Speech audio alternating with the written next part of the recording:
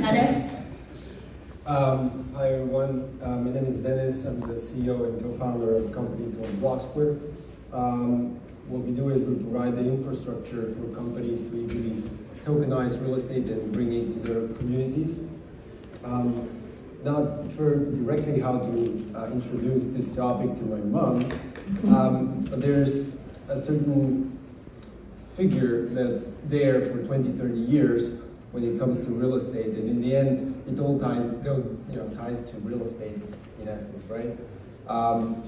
800 billion every year is invested directly in real estate assets, and 85% of this goes into 100 cities. It means that all the other markets around are totally neglected, and there's severe illiquidity for real estate assets there. And I think when it comes to regenerating the economy, that's a crucial point, because people need to migrate into these big cities to offer equality of opportunity to their children and so forth. And it comes to energy consumption and so forth. So if we're able to bring liquidity to the other municipalities that have been neglected by the centralized kind of financial institutions, and it's not their fault. They're there because others are there and it's easier to trade. But if we're able to solve this problem, I think it, in the same way, solves many other contingent problems, let's say. Okay, so to summarize, I think, and what we're going to explore today, I'm sure anyone who's sat in this audience has likely heard a tokenization panel before. And one of the key asset classes that's touted for a key use case for tokenization is real estate. I would argue it's probably one of the hardest asset classes to actually bring on chain for myriad reasons. Do you agree with that statement? Or do you think actually, no, there's real promise here and there's things that are actually happening in this industry to move forward? I'd say I partially agree with the statement. So the methodology of how you transfer the value of a real estate asset onto tokens, which is generally called tokenization, but there's many ways of how you do that. One of the most kind of common ways you find on the market is tokenizing shares of a company. Yeah. That takes you to the securities regulation, and you inherit all the burden there, and you get to certain confinements, and it's really hard to actually get it to communities in Web3. There's the other way how we do it, where legally speaking, the transaction is dissected into 3 steps. I'm not going to go into detail, but at the end side, it's regulated under MiCA regulation now. We finally have it in Europe. And it means that you are creating tokens that have economical rights attached to the underlying asset, but you're not tokenizing traditional securities, which means you have much more space to move across and allow tradability on the secondary markets and so forth. In terms of the hard part, that as well, because no real regulator, or no big regulators come out and put a line in the sand and say this is how we're going to regulate tokenized securities. There's a little bit going on in Switzerland with sort of stuff that's issued natively on chain, but what you're talking about, that sort of asset-backed piece, yes. No one's really doing that. So it's great that you're falling into the MiCA regime and not into securities. We've focused on the side of property rights. When you have title over a real estate asset, you own a bundle of rights. And that bundle of rights can be dissected, and you can just take the economic rights that derive from it and tokenize those. And you can create legally binding tokens. What we have achieved as well is actually securing these tokens with a lien on the title. So you as a token holder have a direct basically connection to the underlying asset. And that's something that is commercially viable in Europe, in other countries as well. But of course, the hard part is educating the community behind it how to utilize this, understand this as a viable investment product. Yeah, it's the actual marketing aspects, like what are you actually investing in that becomes the issue. So the demand side is a challenging one.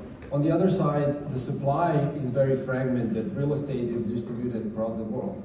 And having access to, residential real estate in East London doesn't mean you have access to deals in West London. And when it comes to this, we don't see, you know, a one winner like in an Amazon of tokenized real estate. Instead, we see, you know, a scenario where there's going to be thousands of these online shops delivering assets on chain and bringing it to a global audience on the other end. Great. Defining with adoption of these tokenized assets, or is that an unfair statement to make? And actually, we're seeing communities use these products in very meaningful, real, tangible ways, but maybe sat here in London today, we just don't have as much use for them. There's adoption. I would say last 2 years, or 2.5 years, we've seen potential, you know, exponential growth when it comes to RWA, which is now a hashtag, right? And you know, people are looking for this sector. When we started back in 2017, 18, it was a very marginal thing. You know, it was an idea, it was a recipe of how you transfer value from the real world onto tokens.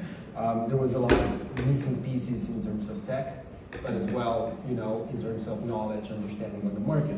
Now we have companies like Boston Consulting Group educating the market about this sector. We have, you know, BlackRock openly talking about tokenizing real world assets. When it comes to real estate, the sector where we focus, it's just a niche within the niche. So there's, again, lack of understanding, and we're trying to really push as one of the top brands in this space, you know, to transfer knowledge to the communities who are early adopters of it. What communities are those? Who are actually using these things? So, for instance, we are an infrastructure provider, and this means that we enable projects with, you know, tech and tools and regulatory, or let's say, you know, the tokenization protocol has also the legal part with it. And these communities are varied, you know, immensely. We currently have around 13 projects, 12 projects that are running on our tech. We have... Where in the world are they? We have a company from Belgium focusing on co-living. We have a company, you know, we're talking about distillery, a company in Mexico running a distillery and kind of owning this big piece of land where they have received permits to build on top of it a more kind of community-oriented set of buildings and infrastructure. And they want to tokenize a small tranche of it, I think 10% or so. Everything else is financed traditionally. We have a project in Uganda, which has a lack of access to traditional financing. Right. They have been able to finance the, you know, the first development, the first 10 units of that village, which is a kind of, they go more into the tourism sector. And now they are kind of looking for a community-led financing tool, and they use tokenization for it.